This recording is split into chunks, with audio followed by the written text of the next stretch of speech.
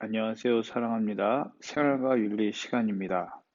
이제 2020학년도 대학 수학능력평가 생활과 윤리 풀이 그 세 번째 시간입니다. 아마 오늘 이제 14번부터 풀면 20번까지 오늘 다 풀 수 있을 겁니다. 다시 한번 선생님이 시작함에 강조하고 싶은 말은 어, 대학 수학능력 평가의 문항들은 굉장히 공을 들여서 오랜 시간에 걸쳐 만든 문항들입니다. 여러분이 이제 이 기출문제를 풀어봄으로써 여러분이 진짜 진정으로 이제 생활관리 내용을 알고 있는지 아니면 그냥 이해를 못하고 있는지 테스트하기에 가장 좋은 유형의 문항들입니다. 그래서 다시 한번 선지까지 꼼꼼하게 여러분이 이해하고 넘어가는 게 가장 중요하다라고 할 수 있습니다. 자, 특히 이제 오늘 푸는 문제들은 그 유형이나 난이도에도 굉장히 공을 들인 문제들이 있어요. 설명 잘 들어주기 바랍니다. 14번입니다. 선생님이 기출문제 풀이할 때 항상 100% 나오는 유형, 그래서 유형의 중요성을 강조하는 문항이기도 합니다. 가의 사상가, 갑을 입장을 나의 그림으로 탐구할 때 A씨에 들어갈 옳은 질문만을 보기에 있는 대로 고른 것은 지금 갑과 을 두 사람만 비교하고 있는데 여기에 한 사람, 갑을 병 세 사람까지 비교하면 훨씬 더 여러분들을 헷갈리게 할 수 있는데 이건 일단 두 사람을 비교하고 있습니다. 그럼 갑과 을이 과연 어떤 세상인지를 먼저 알아봐야겠죠. 갑, 인간 행동을 규제하는 것은 그가 알고 있는 고통의 반복적인 인상에서 비롯된다. 시민들에게 범죄자가 노역, 즉 이제 그 감옥에 갇혀서 형량을 살 때 일을 하는 거죠. 그걸 노역형이라고 하는데 노역하는 고통스러운 모습을 지속적으로 보여주는 것이 사형보다 더 효과적인 형벌이다. 자, 형벌에 대해서 얘기하고 있는데 형벌에 대해서 지금 이 마지막 문장을 보면 사형보다 효과적인 형벌이다. 즉 어, 사형을 반대하는 입장이겠죠. 사형을 반대하는 대표적인 입장, 베카리아입니다.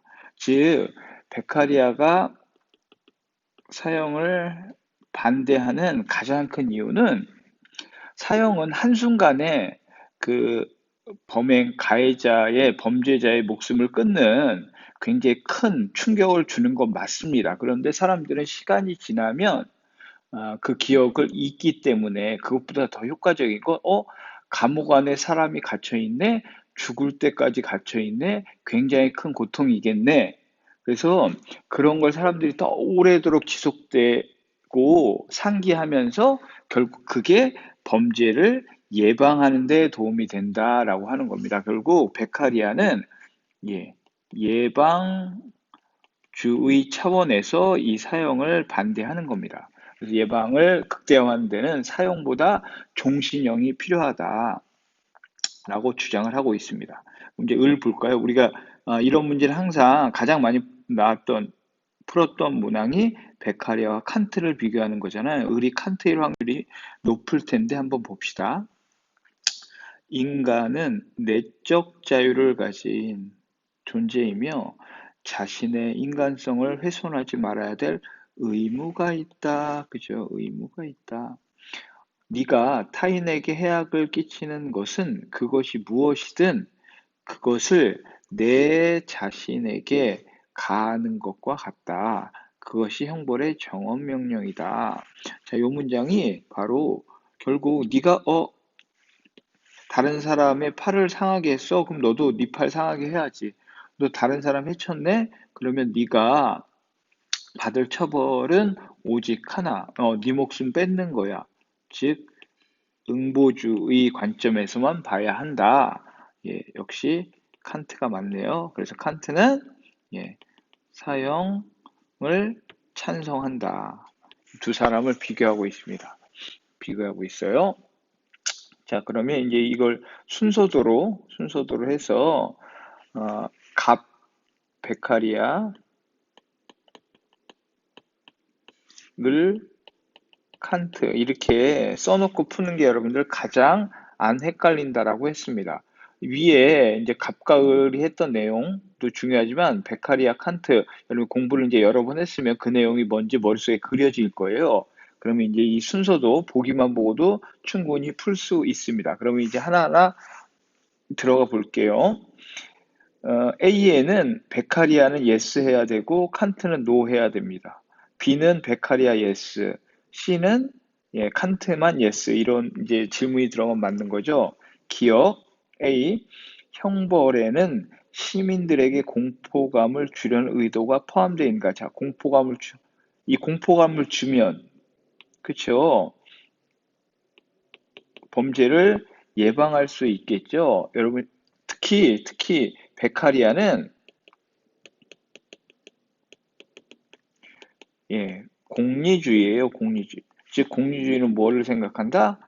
결과를 고려한다. 즉, 결과가, 사람들이 종신형을 통해서, 공포감을 계속 느껴. 그래서 나도 범죄를 저지르면 안 되겠다. 라고 생각을 하는 거예요. 그래서 공포감을 주는 의도가 포함되어 있습니다. 기억은 A 맞네요.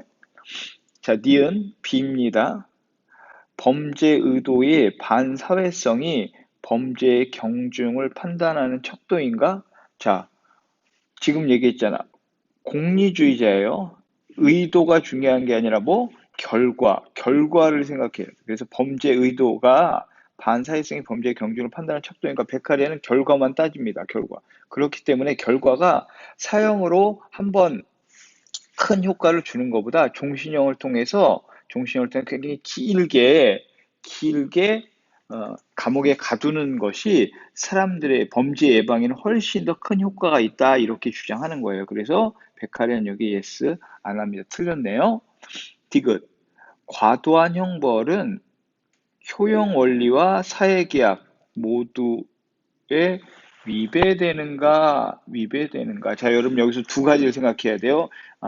이게 조금 시간이 걸릴 텐데, 자, 과도한 형벌이란 효용의 원리, 그 다음에 사회계약, 이 두 가지 측면에서 과연 이게 이제, 우리가 따져봐야 됩니다. 자, 여러분, 베카리아는 공리주의라고 했잖아요. 자, 공리주의의 가장 중요한 논리가 뭐예요? 공리주의. 바로 최대 다수, 최대 행복이에요. 근데 이게 여러분 참 아이러니하게, 자, 형벌은 아무리 죄를 지은 사람이지만 형벌 자체는 우리에게 행복, 쾌락, 그런 감정이 들까요? 안 들겠죠? 형벌 자체는 악이에요. 그 자체가 악이야. 즉, 형벌을 계속 집행하고 형벌을 늘면 범죄를 처벌한다. 이건 악이 늘어가는 거야. 그러면 공리주의의 어떤 최대다 최대 행복에 위배되잖아요. 그래서 무슨 얘기냐? 여러분들 어떤 사람 A가 범행을 저질렀어요. 이 사람에게 예를 들어 형벌을 가했어. 그럼 이만큼의 고통이 증가하는 거잖아요. 고통이 증가하는 건데, 그걸 통해서 얘가 속한 사회의 어떤 전체의 행복이 증가하면 결국 요 최대 행복 원리에 부합하는 거잖아요. 그래서 이 말은 뭐냐? 과도한 형벌, 즉, 이 사회 전체의 행복보다 이 형벌이 더 커버리면 이걸 위배하게 되잖아요. 그래서 과도한 형벌 효용의 원리를 따져서 과도한 형벌은 위배될 수 있다. 그 말이에요. 맞죠? 그 다음에 사회계약. 여러분, 사회계약은, 홉스가 주장했던 그게 대표적인 건데, 만인은 만인의 투쟁. 즉, 약육강식 자연 상태에서는 강자들이 살기 좋아요. 그러다 보면 약자들도 살아야 되는데, 이 약자들이 자기를 지키기 위해서, 그럼 좋다. 법이나 제도를 통해서 나를 좀 보호해줘라. 대신 나의 어떤 권한을 너에게 위임하겠다. 그게 이제 국가가 되고 그게 제도가 되는 거잖아요. 그렇게 해서 그 계약을 맺는다라고 하는 거예요. 근데 여러분 생각해봐. 계약을 다 맺을 수 있어요. 다 동의할 수 있는데 생명권, 생명권은 양도가 불가능해요. 불가능해. 무슨 얘기냐? 우리가 계약을 맺을 수 있어. 뭐 기본권을 제한할 수도 있고, 그래. 나 자유를 좀 양보하는 대신 나의 안전을 보장받는다 계약을 맺을 수 있어요. 이렇게 다 계약을 맺을 수 있지만 생명권은 다른 사람한테 양보를 할 수 없다. 따라서 여러분들 생명권을 박탈하는 게 사형제도잖아. 그래서 사형제도를 반대하는 거예요. 즉 무슨 과도한 형벌은 효용의 원리와 세계 모두에 위배되는가? 위배된다. 왜냐면 형벌이 과도해서 극에 달하면 사형제도 될 수 있잖아요. 그러니까 사회 계약에도 이거는 위배될 수 있다라고 해서 디귿도 맞는 겁니다. 여러분들 이제 베카리아를 공리주의 결과를 중시하는 여기까지 이해해야 이렇게 난이도 높은 문항까지도 이제 나오게 되는 겁니다. 왜? 대학 수학능력 평가이기 때문에. 리을 볼게요. 인도적 동정심에서 사형의 부당성을 주장하는 것은 그른가? 인도적 자, C 칸트죠. 인도적 동정심에서 사형의 부당성, 사형이 필요 없다. 자, 칸트는 정언명령, 의무, 응보주의만을 생각했어. 인도적 동정심? 그런가? 글로 맞지 않다라는 거야. 사용은 상대방의 목숨을 해쳤기 때문에 그 목숨을 해치는 게 맞다. 그래서 인도적 동정심을 볼 게 아니다라고 하는 거예요. 그래서 리을도 맞습니다. 기억, 디귿, 리을. 정답은 5번이네요. 굉장히 예, 우리가 기존에 풀었던 베카리아나 칸트를 비교하는 문항이었는데 난이도가 높은 이 선지 자체가 굉장히 난이도가 있었던 꼭 이해를 하고 넘어갈 수 있도록 합니다. 예, 15번입니다. 갑을 사상가들의 입장으로 적절한 것만을 보기 위해서 있는 대로 고른 것은 갑. 우리는 이익평등 고려의 원칙에 따라 절대 빈곤에 처한 사람들을 도와야 한다. 아, 이거 뭐죠? 예, 해외 원조, 우리가 가장 최근에 배웠던 해외 원조 관련된 거네요. 사치품을 구입할 여유가 있는 사람들이 기부하지 않는 것은 막을 수 있는 죽음이 무한정 지속되는 현실의 무관심을 드러내는 것이다. 그래서 기부를 얘기했던 예, 싱어 한 1% 정도 기부할 수 있다라고 했는데 여러분 싱어는 이제 이 문제를 풀다 보면 나겠지만 기부 모두가 의무 의식을 갖고 느끼고 행해야 되는데 기본 전제가 있어요. 즉 개인의 기본 욕구가 충족된 이후에 그런 다음에 이제 기부를 하라. 무슨 얘기야? 내가 어? 밥을 굶고 있어. 먹고 살기 없어. 그런데 기부할 수 있다? 그건 불가능한 거죠. 싱어도 그건 인정해요. 어쨌든 갑은 싱어입니다. 을 볼게요. 질서정연한 사회들이 장기 목표는 고통받는 사회들을 질서정연한 만인으로 가입시키는 것이다. 누굴까요? 예, 롤즈입니다. 해외 원조 관련 롤즈의 핵심 단어이죠. 질서정연한 사회. 그래서 이는 고통받는 사회가 자신의 문제를 합당하게 관리할 수 있게 도와서 만민사회 구성원이 되도록 하려는 것이다. 그러면 이제 싱어와 롤즈의 해외 원조에 관한 입장입니다. 그럼 보기에서 이제 맞는 걸 고르는 거죠. 기업, 갑싱어, 자국민에 대한 우선적인 원조가 도덕적으로 정당한 경우도 있다. 당연히 그렇겠죠. 이거는 왜냐면 훨씬 더 열악한 상황에 처해 있는 우리나라 사람들이 있는 경우도 있겠죠. 이때는 당연히 먼저 도와야겠지. 하지만 그게 이제 우리나라 사람들이 내 주위의 사람들이 이제 그게 다 해결됐다 그러면 이제 외국 사람들 도울 수 있다라고 이렇게 얘기해서 이건 당연히 있을 수 있다. 맞습니다. 니은 갑 모든 사람은 빈곤 해소를 위한 원조에 동등한 부담을 져야 된다. 아까 얘기했잖아요. 동등한 부담. 무슨 얘기냐? 한 달에 1,000만 원씩 번 사람들은 그쵸? 뭐 1%, 10만 원인가요? 기부하는데 큰 문제가 안 될 거야. 1,000만 원 버니까. 그런데 한 달에 10만 원 버는 사람한테 10만 원 기부해라. 이건 안 되는 게 동등한 부담 져야 한다? 아닙니다. 아니겠죠. 당연히 을, 롤스, 적정 수준의 제도 확립에 막대한 부가 필요한 것은 아니다. 그렇죠. 그렇기 때문에 롤즈가 이걸 주장하겠지. 만약에 막대한 돈이 든다 그러면 현실적으로 어렵잖아. 그러니까 주장을 할 수 없겠죠? 맞습니다.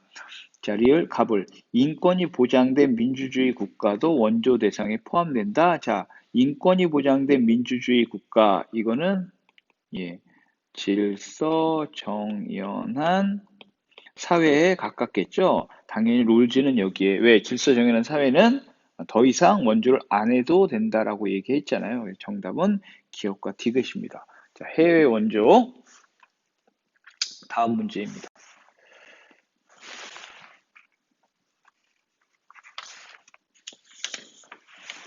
자, 16번.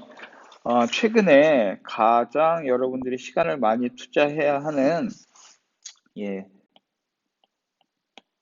형식의 문제라고 했습니다. 꼭 알아둬야 할, 예, 형식이라고 얘기했어요. 왜? 가장 복잡하게 느낀다. 특히 3명을 또 비교하잖아요. 그것도 화살표가 6개나 되기 때문에 여러분들이 가장. 자, 볼게요. 가불병. 일단 가불병이 누구인지 알아야겠죠?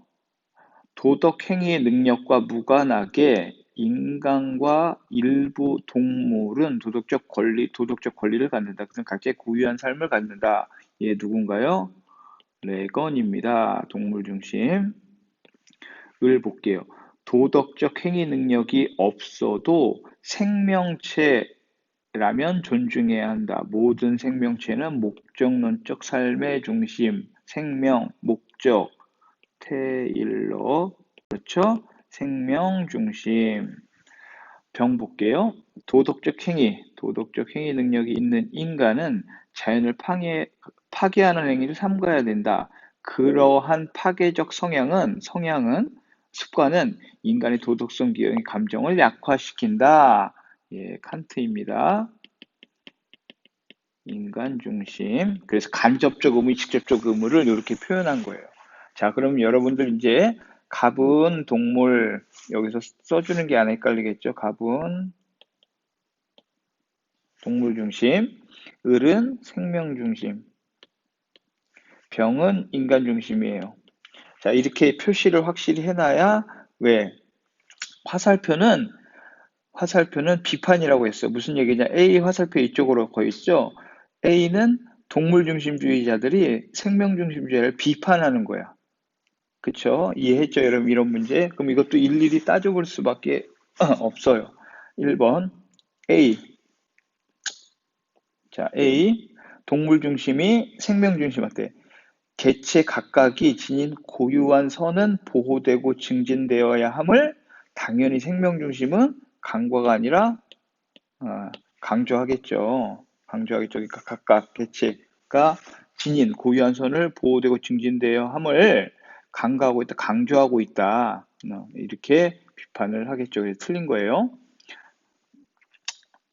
2번 B는 생명 중심이 동물한테 개체에 대한 도덕적 존중은 내재적 가치에 근거함을 역시 이것도 강조하는 게 강조한다 해야 맞는 거죠.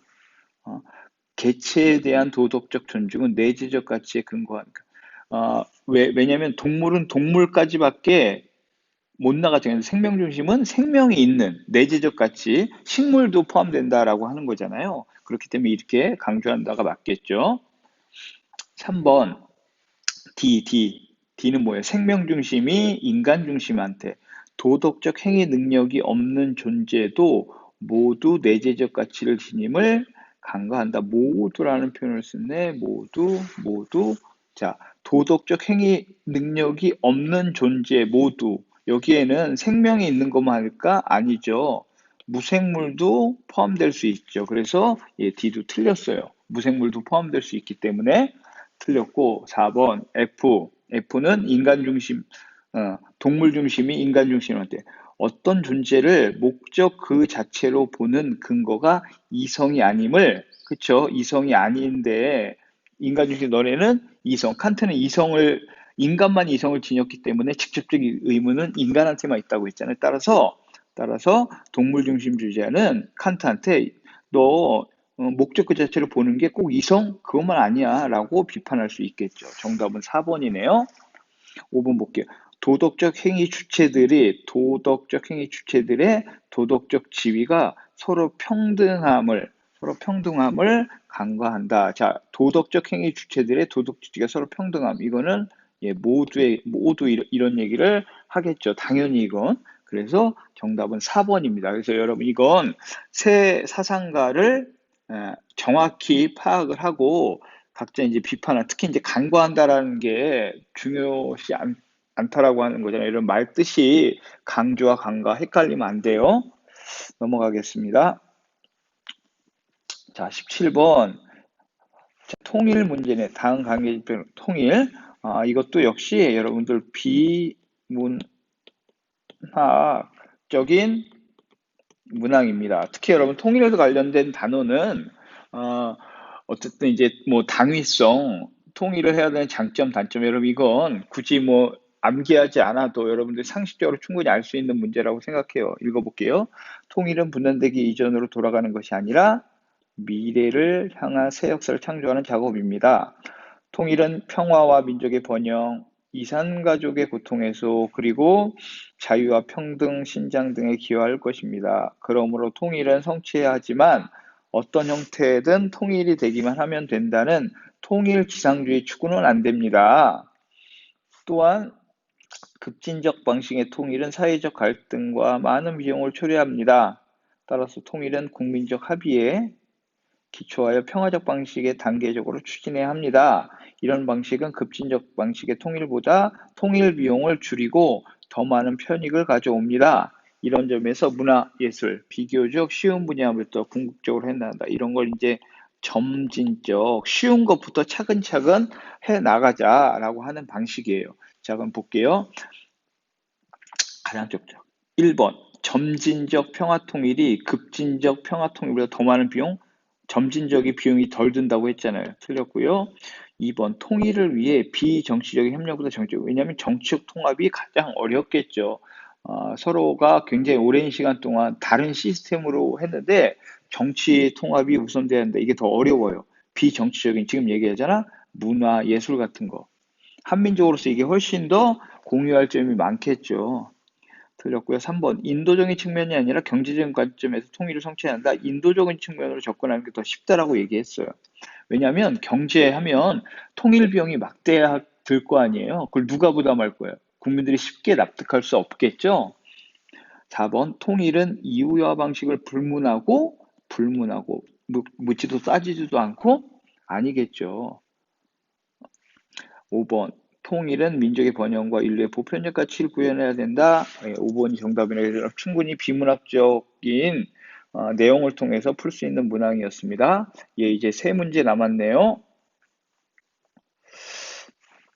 18번. 다음 사상가의 입장으로 가장 적절한 것은 거의 정의로운 사회에서 구성원에게 요구되는 가장 중대한 자연적 의무는 체제의 안정에 기여하는 것이다. 그쵸? 그 사회의 시스템에 기여하는 것이다. 이를 위해 구성원들은 체제의 불가피한 결함을 똑같이 분담해야 한다. 물론 사회의 부정의가 구성원에게 주는 부담이 과도해서는 안 된다. 자, 정의를 얘기해요. 그 사회에 부정의한 어떤 것들이 있대. 그런 법들이 있대. 예, 이거는 예, 롤즈가 얘기한 롤즈의 시민 불복종입니다. 시민 불복종하면 예, 그 5가지 강조하는 게 있죠. 볼게요. 1번. 공유된 정의감이 호소하는 시민 불복종이 공공적일 필요는 없다. 아니죠. 공공적이라고 했죠. 틀렸고요. 법이 부정의한 정도에 따라 시민 불복종의 정당화 여부가 달라지겠죠. 무슨 얘기냐? 그러니까 법이 얼만큼 잘못되어 있느냐에 따라 그렇죠. 그 정당화 여부가 달라져 있다. 2번이네요. 다른 것도 볼게요. 민주적 권위에 맞서는 모든 위법 행위는 체제의 안정을 해친다? 아니죠. 시민 불복종은 위법 행위인데 결국 체제의 안정을 위해서 하는 거잖아요. 그러니까 시민 불복종에서 빠지겠죠. 모두는 아니에요. 4번. 정의 원칙에 기초한 헌법화에서는 부정의한 법이 제정되지 않는다? 아니죠. 제정됐기 때문에 그거에 따른 시민불복종이 일어날 수 있다라고 얘기했어요. 5번. 부정의한 법을 준수할 의무는 거의 정의로운 사회에 존재할 수 없다? 아니죠. 존재할 수 있죠. 그래서 정답은 2번입니다. 시민불복종이었습니다. 자, 19번. 갑을 사상가들의 입장으로 옳은 것은, 자, 과학의 목적은 자연을 인간의 의도에 맞도록 변형함으로써 인간 활동 영역을 넓히는 것이다. 인간은 자연의 사용자이자 해석자로서 자연을 경험적으로 연구해야 한다. 자연에 대한 인간의 지배권은 오직 기술 학문에 달려 있다. 예, 베이컨입니다. 베이컨이 주장한 거고요. 결국 이 기술을 수단으로 통해서 자연을 지배할 수 있다. 왜? 그게 결국 인간에게 이득이 된다라고 이제 바라봤던 베이컨입니다. 을 볼게요. 현대 기술의 본질은 기술적인 것이 아니다.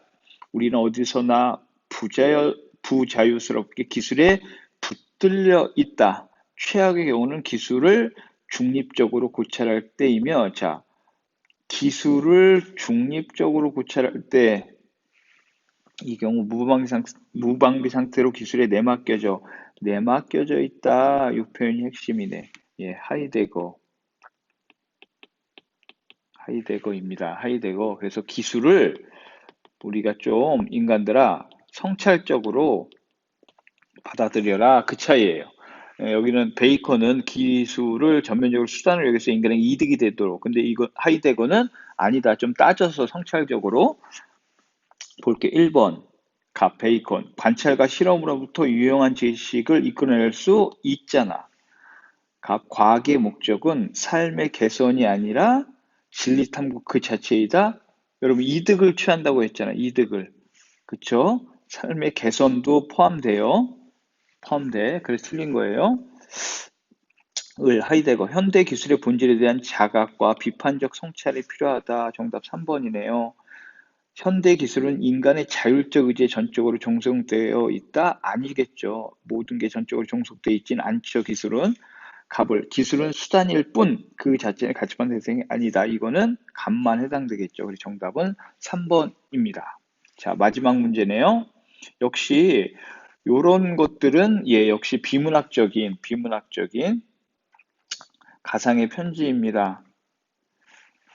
땡땡에게 오늘은 너에게 참된 우정에 대해 말해주고 싶구나. 너도 잘 알겠지만 인생길에는 뜻을 같이 하고 고락을 함께하는 친구가 꼭 필요하단다.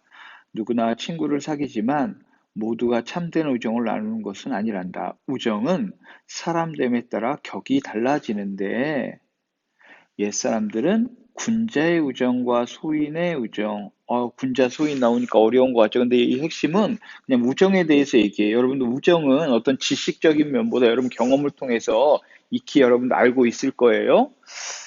소인이란, 자, 그러니까 군자는 인성적으로 깨달은 사람이 군자고요. 그 반대편에 있는 사람이 소인이죠. 이익을 좋아하고 재물을 탐내는 사람들이지. 그들은 이익이 될 때 잠시 서로 벗이되는데 이는 사실 속임수뿐이라네. 이로움을 보면 앞을 다투고 이로움이 사라지면 소원해진다, 멀어진다. 심지어 서로 해치기도 한단다. 군자란 도와 의를 지키며 명예와 절개를 아끼는 사람들이지. 그들은 사귀면서도 도가 같아져 서로 도움이 되고 마음이 같아져야 한다. 우정은 성인 군자처럼 사귀어야 된다. 뭐 그런 뜻이겠죠. 비문학적인 문항이네요. 참된 우정을 위해서는 자신의 인격 수양이 필요하다. 맞네. 옳지 않은 거예요. 당연하겠죠. 소인의 우정은 물질적 이해관계에 따라 수시로 변한다라고 지금 계속 얘기하고 있죠. 가까워질수록 서로 뜻을 존중하고 권면을 삼가해야 된다? 틀린 거죠. 가까워질 더 챙겨야겠지. 군자의 우정은 올바른 신념을 공유하여 서로 도움을 주고받는 관계, 호혜 관계 형성한다. 맞죠? 5번. 이익에 기초한 우정은 잠시지만 도와 의에 기초한 우정은 지속된다. 맞죠? 그래서 틀린 건 3번입니다. 자, 여러분 이렇게 해서 2020년 대학 수학능력평가 문제지 20문항을 다 풀어봤습니다. 선생님이 다시 한번 강조하는데 여러분 맞고 틀리고 보다 이 각각의 문항들의 내용을 정확히 이해했는지, 선지로 제시된 문장, 낱말 뜻을 정확히 이해했는지 다시 한번 확인하면서 복습하기 바랍니다. 예, 오늘도 수고 많았습니다. 감사합니다.